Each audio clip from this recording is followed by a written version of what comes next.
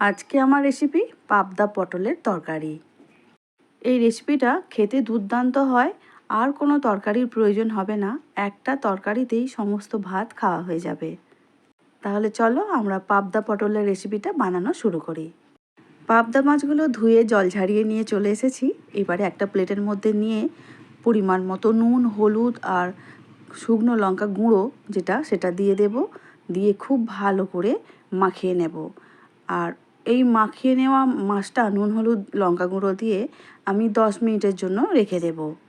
নমস্কার বন্ধুরা, শ্রাবণীর পাকঘরে সবাইকে স্বাগত জানাই। আশা করি তোমরা খুব ভালো আছো, আমিও ভালো আছি। বন্ধুরা, এখনও যদি সাবস্ক্রাইব করা না হয়ে থাকে, প্লিজ শ্রাবণীর পাকঘর চ্যানেলটিকে সাবস্ক্রাইব করে পাশে থাকার অনুরোধ রইল। আর বেলটা অবশ্যই প্রেস করে দিও, তাতে করে যখনই নিত্য নতুন রান্না ছাড়বো সবার আগে তোমাদের কাছেই পৌঁছে যাবে। পাবদা মাছগুলো নুন, হলুদ, লঙ্কা গুঁড়ো মাখিয়ে সাইডে রেখে দিচ্ছি। কিছু সবজি কেটে নেব। পটল, আলু আর টমেটো। পটলের দানা ফেলে দিয়ে একটা পটলকে 4 টুকরো করেছি, আর আলুগুলো সরু করে কেটে নিয়েছি। কড়ার তেল গরম হয়ে গেছে, মাছগুলো ভেজে নিতে হবে। আস্তে আস্তে মাছগুলো একটা একটা করে তেলের মধ্যে দিয়ে দিচ্ছি। আর তোমরা জানোই পাবদা মাছ খুব নরম মাছ, হালকা হাতে উল্টাতে হয়। আর খুব বেশি কড়া করে না ভাজলেও একটু তো লাল লাল করে ভাজতেই হবে, না হলে কিন্তু সেই টেস্টটা আসে না। এক পিঠ হয়ে গেছে, অপর পিঠটাও ভেজে নিয়েছি। দেখতেই পাচ্ছ আমি সুন্দর করে লাল লাল করে ভেজে নিয়েছি।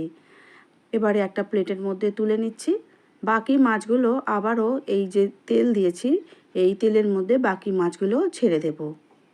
পাবদা মাছ দিয়ে যে কোনো রেসিপিই করো না কেন, প্রত্যেকটা রেসিপিই খেতে ভালো হয়।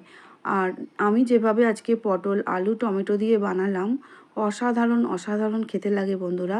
তোমরা অবশ্যই একবার আমার মতো করে পটল দিয়ে এই পাবদা মাছের রেসিপিটা বানিয়ে দেখো। বাকি মাছগুলো সব ভাজা হয়ে গেছে, এবার একটা প্লেটের মধ্যে তুলে নেব। বন্ধুরা, তোমরা হয়তো মনে করতেই পারো, বাবা এত ভালো মাছ, এর সঙ্গে পটল দিয়ে রান্না করলে কি ঠিক হবে, কি খেতে ভালো হবে? হ্যাঁ, আমি বলছি, আমি রান্না করেছি, খেয়ে দেখেছি বলেই বলছি, অসাধারণ খেতে হয়। অবশ্যই তোমরা একবার বানিয়ে দেখো। সমস্ত পাবদা মাছ ভাজা হয়ে গেছে, একটা প্লেটের মধ্যে তুলে নিয়েছি। এবারে কড়ার মধ্যে যে অবশিষ্ট তেল আছে, এই তেলের মধ্যে দিয়ে দেব পেঁয়াজ বাটা। আমি দুটো বড় সাইজের পেঁয়াজকে মিক্সিতে খুব ভালো করে বেটে রেখেছিলাম, সেই পেঁয়াজ বাটা এখন দিয়ে দিচ্ছি তেলের মধ্যে। তেলের মধ্যে দেবার পরে খুব ভালো করে মিশিয়ে নেব স্প্যাচুলার সাহায্যে একটু, কারণ যেহেতু পেঁয়াজ বাটা আছে সেই জন্যই পেঁয়াজটা খুব ভালো করে ভাজতে হবে। কারণ ঝুড়ো ঝুড়ো করে পেঁয়াজ তো সহজেই ভাজা হয়ে যায়, কিন্তু বেটে নেওয়া পেঁয়াজ কিন্তু ভাজতে একটু দেরিই হয়। আর পেঁয়াজ খুব ভালো করে না ভাজলে রেসিপিটার টেস্টটাই বদলে যাবে। ভাজা পেঁয়াজ থেকে তেল ছেড়ে বেরিয়ে এসেছে, সেই সময় দিয়ে দিলাম 1 চামচ আদা বাটা, 1 চামচ রসুন বাটা।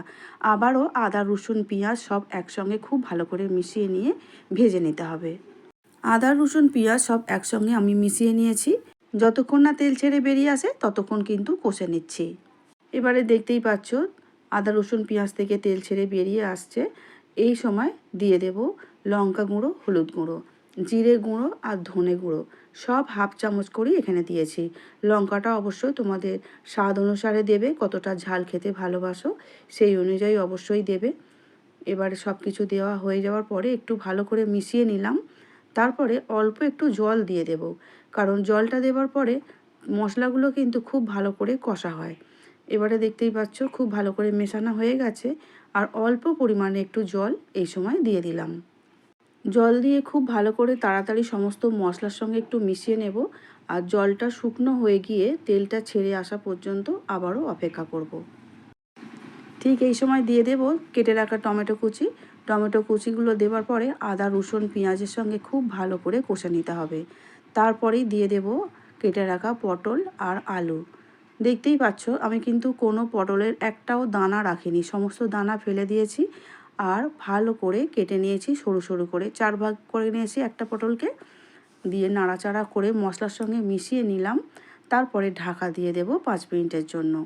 ঢাকা খুলে আবারও কিন্তু একটু সুন্দর করে নাড়াচাড়া করে নেব, কারণ উপরের দিকে সবজি ভাজা হয়নি, নিচের দিকে সবজিগুলো ভাজা হয়েছে।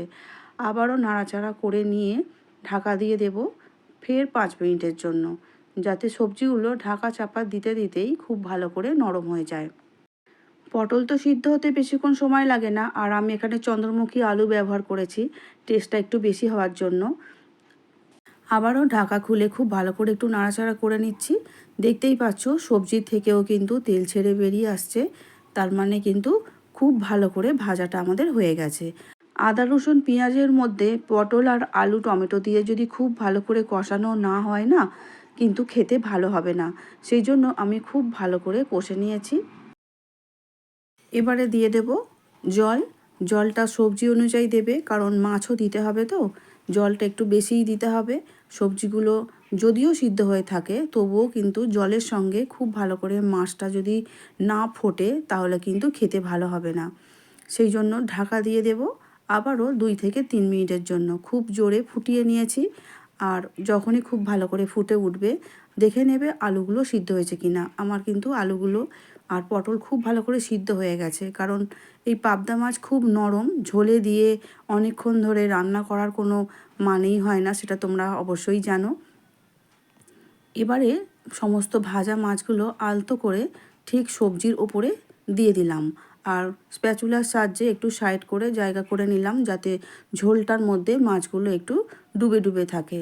আর মাছ ওল্টানোর কোনো দরকার নেই, এইভাবেই কিন্তু হয়ে যাবে। আর সবশেষে দিয়ে দেবো একটু ধনেপাতা। ধনেপাতা দেওয়ার পরে কিন্তু ফ্লেভারটা আরও খুব ভালো হয়ে যায়, সেটা তো আর বলার কথা রাখে না। ধনেপাতা দিয়ে মাত্র আমি 2 মিনিট একটু ফুটিয়ে নিয়েছি, তারপর গ্যাস অফ করে রেখে দেব। আমাদের পাবদা পটল রেসিপিটা একদম রেডি হয়ে গেছে। একটা সার্ভিং প্লেটের মধ্যে তুলে নিয়েছি। দেখতেই পাচ্ছ দেখতে যতটা সুন্দর হয়েছে খেতে কিন্তু তার থেকেও বেশি ভালো হয়েছে। আজ তাহলে আসছি, দেখা হবে অন্য দিন অন্য রেসিপি নিয়ে। সবাই খুব ভালো থাকবে, সুস্থ থাকবে। আমার ভিডিওটা পুরো দেখার জন্য অসংখ্য অসংখ্য ধন্যবাদ আমার সব বন্ধুদেরকে।